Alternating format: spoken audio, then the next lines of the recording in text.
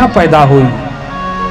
अच्छा देखो, जो श्रेष्ठ है, जो सर्वसमर्थ है, जो भगवान का प्रेमी है, जो भगवत रसिक है, जो सद्गुरु चरणानुरागी है, वो किसी इमिटेशन की प्रतीक्षा नहीं करता, किसी की बाट नहीं जोहता। एक छोटी कथा बताते हैं आपको। बात उन दिनों की है जब तुलसीदास जी की रामचरितमानस जो है अभी हाल ही में प्रचलित हुई थी, लोक प्रचलित हुई थी। तुलसीदास जी की ख्याति अचानक मानस से बढ़ गई थी। विलक्षण महापुरुषों में गोस्वामी तुलसीदास जी की गिनती होने लगी थी। वो भी क्यों ना, भगवान के शरणागत जो है उसको कौन नहीं जानेगा माईबा। इसलिए मैं अक्सर कहता हूं, ए तुम मेरी तरफ तो देख, पूरी दुनिया को तुझको देखने को मजबूर ना कर दूं तो कहना, मेरी बातें सुन के तो देख, पूरी दुनिया को तुझको सुनने को विवश ना कर दूं तो कहना, मेरे दर पर आके तो देख, पूरी दुनिया को तुम्हारा दर ना दिखा दूं तो कहना, मुझे अपना बना के तो देख, पूरी दुनिया को तुम्हारा ना बना दूं तो कहना, मुझको अपनी झोली में डाल के तो देख, अपने आप को मेरी झोली में डाल के तो देख, पूरी दुनिया, पूरी कायनात तुम्हारी झोली में ना डाल दूं तो कहना। इसलिए मैं कह रहा हूं कि इबादत के लिए कुछ खास दिल महफूज होते हैं। ये वो नगमा है जो हर साज पर गाया नहीं जाता। तो आज शिव जी को पता चला, वैसे तुलसीदास जी को पता चला, संत सम्मेलन हो रहा है। बाबा को खबर लगी। बाबा कहे अब सुबह में अपने को भी जाना है, पर जहां सम्मेलन हो रहा था वह तुलसीदास जी के निवास से मीलों दूर था। तब एकाध शिष्य जो है तुलसीदास जी की सेवा में भी लग गए थे। शिष्यों ने कहा, गुरुजी निमंत्रण तो आया ही नहीं है, बिना निमंत्रण के जाएंगे? तो कहे निमंत्रण की बात तो गैर लोग खोजते हैं, जब भगवान हमारे हैं और भगवान का आयोजन है तो हमको किसकी बात जोहनी है? भगवान हमारे हैं तो हमको किसकी बात जोहनी है? तुलसीदास जी अपनी लंगोटी और रचना जो है साफ करने लगे। सुबह कपड़ा साफ करके जाएंगे, संतों का दर्शन होगा, भगवान की कथा श्रवण करने का सुयोग सुअवसर प्राप्त होगा। शिष्य कहने लगा, बाबा अब आप पर उम्र का असर हो रहा है गुरुजी। अरे कौन, कोई क्या कहेगा, आप जानते नहीं हैं, आपको सभी लोग जानते हैं, कितने बड़े संत हैं आप तुलसीदास जी। भक्तों की, संतों की परीक्षा होती है। देखो पीछे परीक्षा हो रही है हमारी भी। हमारा शिष्य भी कह रहा है कथा बंद करो, ऐसे तुलसीदास जी को भी कह रहा था मत जाओ बिना बुलाए। लेकिन बाबा तो बाबा ठहरे, कहे सुनो भैया अपन तो जाएंगे, हाँ तुम बड़े हो, तुम्हारी मर्यादा चली जाएगी, मत जाना। कहा गुरु मान जाइए, बड़ी बेइज्जती होगी बिना बुलाए जाएंगे तो। बाबा तो बाबा ठहरे। अचला लंगोटी लिया, थोड़ा सतुआ गठियाया, चने का भूजा हुआ, अचले में बांधा, कमंडल में जल लिया और चल दिए। अब जो चेला था तुलसीदास जी का, कहा गुरु जी नहीं मानेंगे तब तो मजबूर हो के हमको भी जाना ही पड़ेगा। अब गुरु जी आगे आगे तो चेला जी पीछे पीछे। लेकिन चेला जाए तो ऐसे मुंह ढक के हो। अब जैसे यही गुरु है, इसी की बेइज्जती होगी, कोई देख न ले, शर्मिंदगी महसूस हो। क्यों? क्योंकि तुलसीदास जी के साथ रह के वो बड़ा हो चुका था, लेकिन बाबा तो अभी वैसे ही छोटे थे। पहुंचे, संत सम्मेलन चालू था, भगवान की कथा चल रही थी, लोग भाव विभोर होकर कथा श्रवण कर रहे थे। भागवत प्रेमियों के आंखों से अश्रु की धार बह रही थी। कुछ गिर रहे थे, कुछ रो रहे थे, कुछ बिलख रहे थे, कुछ को तो समाधि सी लग गई थी। विक्षिप्त अवस्था में तुलसीदास जी भागते हुए पंडाल में पहुंचे, कहीं जगह नहीं मिला, पूरा पंडाल खचाखच भरा हुआ था। सो पंडाल में कहीं जगह ना पा करके तुलसीदास जी ने जहां लोगों ने अपना जूता चप्पल निकाला था ना माई बाप, वहीं आसन लगा दिया। भगवान का भजन सुनते सुनते आंखें बंद हो गई और भगवान की चरणारविंद में खो गए। भजन कब बंद हुआ बाबा को पता नहीं चला, बाबा को पता नहीं चला। दोपहर का टाइम था, प्रसाद बांटा जाने लगा, लेकिन बाबा की आंखें नहीं खुली।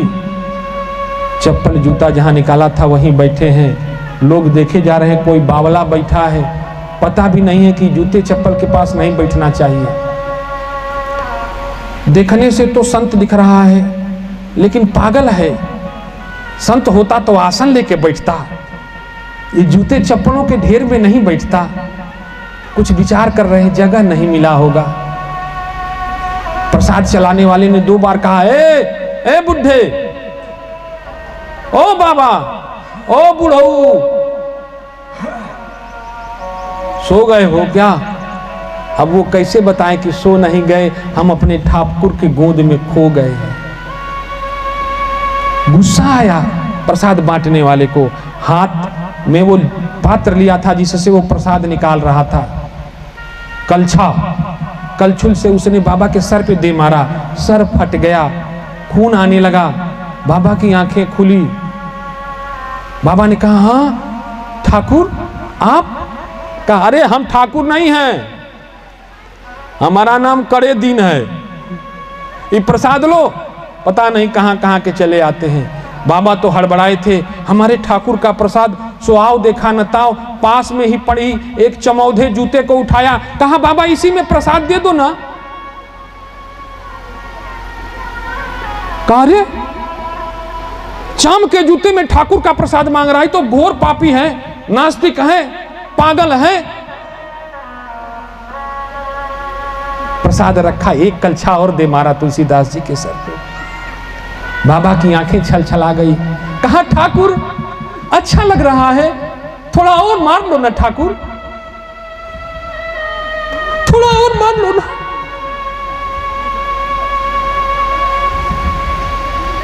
थोड़ा और मार लो।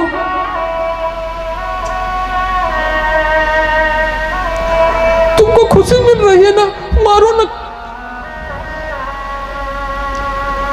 मारने वाले के हाथ कांपने लगे। रूठ गए, ठाकुर मारोगे नहीं, हमसे चूक हो गई, हमसे गलती हो गई, हम कितने नादान थे जो तुम्हारी मौज में बोल के खलल डाल दिए। तुम्हारे लिए तो हमने सब कुछ छोड़ा, हमको ये नहीं पता था कि तुम हमको मारते हो तो तुमको खुशी मिलती है। अगर ये पता होता ठाकुर तो हम ये गलती कदापि नहीं करते। माफ कर दो, मारो ना, थोड़ा और मारो ना। मैं क्या करूं, कैसे माफ करोगे, कैसे फिर से मारोगे? मैं तुम्हारे चरणों में गिरा हूं, आसरा दो ना, उठाओ ना, मारो ना। सच कह रहा हो, मेरा जीवन तुम्हारी खुशियों के लिए है। अब तो मारने वाले, प्रसाद चलाने वाले के हाथ कांपने लगे। कहा, आप कौन है, कौन है? कहा, प्रभु एक चूक के कारण इतनी बड़ी सजा मत दो। तुम खुश हो के हमको मारने आए थे और अब पूछ रहे हो एक गलती के कारण कि तुम कौन हो? एक चूक के कारण हमको ठुकरा दोगे क्या नाथ?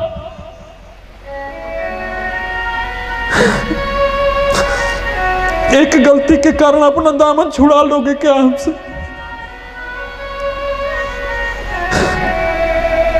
हमने तो सुना है कि करोड़ों करोड़ पापियों को पर लगाने वाले हो। तुम भक्त वत्सल हो, करुणा सिंधु, एक करुणा और बरसा दो ठाकुर, थोड़ा और मार लो ना।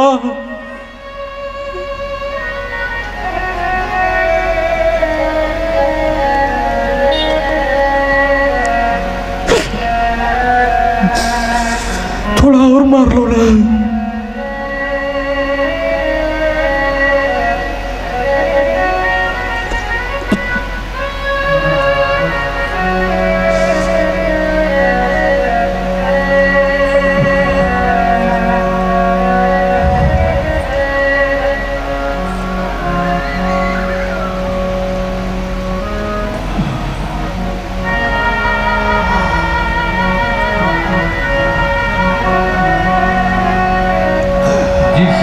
लागी रे लगन भगवान में, उसका दिया भी जलेगा तूफान।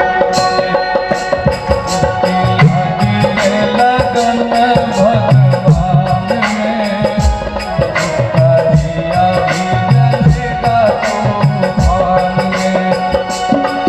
हो जलेगा इसकी लागी रे लगन भगवान में, उसका दिया भी जलेगा तूफान में।